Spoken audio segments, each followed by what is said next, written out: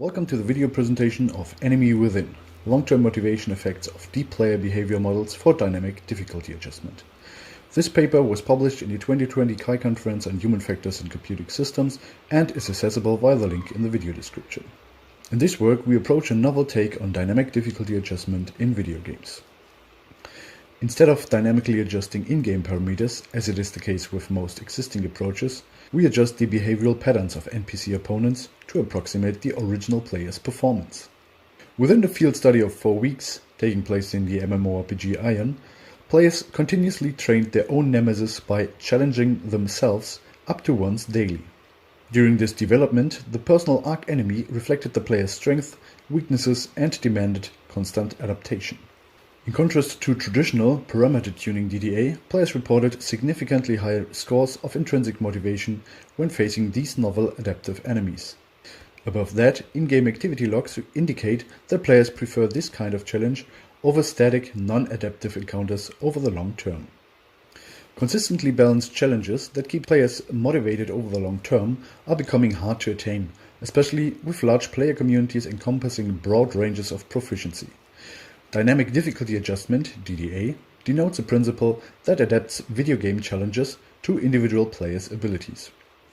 It has been successfully deployed in scientific and industrial context and is usually accomplished by continuous tuning of in-game parameters. For example, this could be the hit ratio or damage in a first-person shooter or the speed or position in a racing game. However, these systems are limited to a small number of high-level parameters, require careful tuning and have to be hidden to avoid exploitation. On the other hand, a common paradigm found in a plethora of games is the encounter of challenging yourself, or at least an evil version of yourself.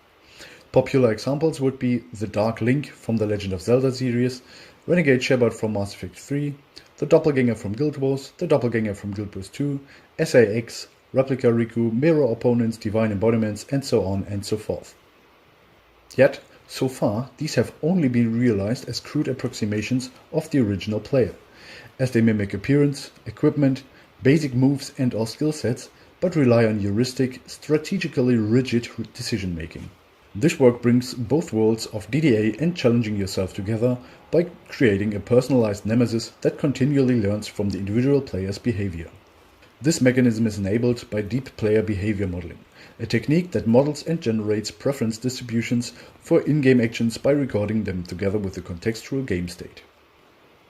Before I go into technical details, I will first outline the game and evaluation environment. To get an ecologically valid estimate of whether this kind of encounter could in fact establish a continuously motivating challenge, the best testing ground would be a popular game with an existing player base that covers a wide range of proficiencies, from beginner level to expert performance. Thus, we contacted a private server of the AAA MMORPG Iron to host our study. As with a classic MMORPG, battles are executed by activating sequences of action skills that have situational usage. The more optimal this skill rotation is and the better and faster players can adapt to difficult situations, the more likely it is for players to win a battle. To investigate the difference of traditional parameter tuning DDA and our approach, we implemented the adaptive single-player instance dungeon Eternal Challenge for daily entries. This adaptive dungeon consisted of both traditional DDA opponents that employed parameter tuning and our novel DPBM approach. To further contrast different dimensions of parameters, various opponents were designed with distinct outer appearance. After all, we dynamically adjusted the frequency with which the enemies appeared, the perseverance or maximal HP, and the disturbance or the amount of weakening actions that the opponents used. The better the player got in overcoming these challenges, the harder they became for the next run, and vice versa. For the DPBM opponent, only the behavioral patterns changed, in that they constantly approximated the original player's strategy. To keep the encounter as novel as possible, no information about DPBM or the opponent's decision-making was presented during the study. So how does this DPBM work? As mentioned earlier, in-game battles consist mainly of the activation of different skill actions in different situations. To get a good impression about how decision-making happens throughout different players, we conducted an initial expert interview. From this, we extracted that players' action selection is mainly influenced by their preferred skill rotation, that is, the personal sequence in which they would like to execute these, and responsive decisions, in that they have to react to, for example, low HP with heals, debuffs with cleanses, or the like. Thus, the DPBM architecture looks as following. A huge input vector is constructed that contains current game state information about the player, his target, and the skill history. This is then mapped to the executed skill in this situation via machine learning, in this case a multi-layer perceptron. Given that enough data is present, this model produces skill preference distributions in similar situations that have already been observed.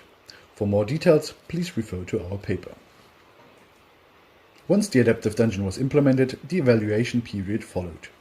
To prevent that novelty biases would distort our results, we observed the dungeon entries compared to alternative dungeons over 4 weeks. Furthermore, we concealed the appearance of a scientific study until after this period, when the questionnaire was presented, to diminish experimenter bias effects and keep it as ecologically valid as possible. During this study period, 171 different players entered the dungeon, resulting in 776 total instance runs. Unsurprisingly, the new instance dungeon Eternal Challenge started with a distinct peak just after the release, which is attributable to the novelty factor.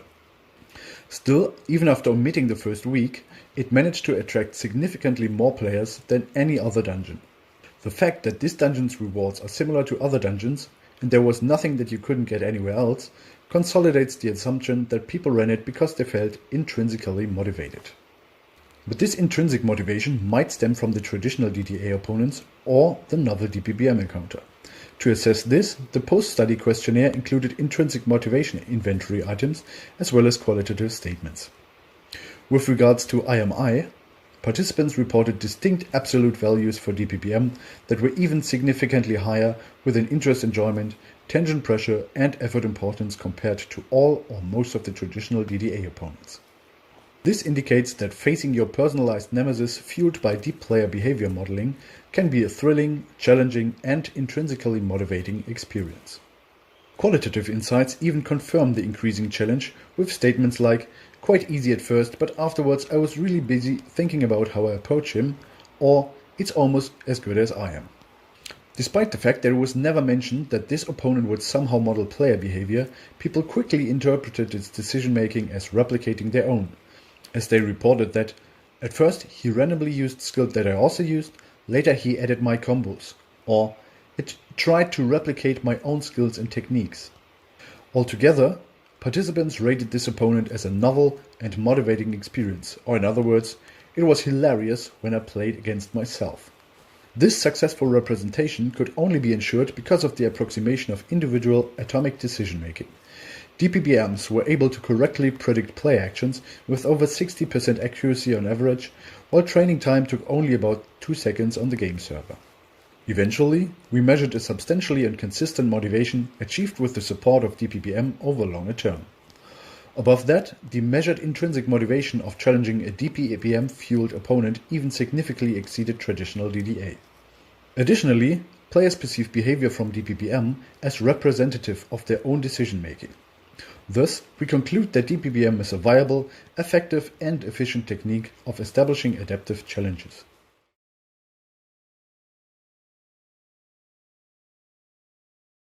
This evaluation is based on preceding work on using DPBM for DDA. Apart from this application area, similar successes and accurate player representations could already be examined for substituting disconnected players in online matches or augmenting game balancing by incorporating behavior models of a whole player population. Check the video description for related work on DPBM. Thank you very much for your attention. If you have any questions, remarks, ideas or collaboration proposals, don't hesitate to contact me using the provided mail address.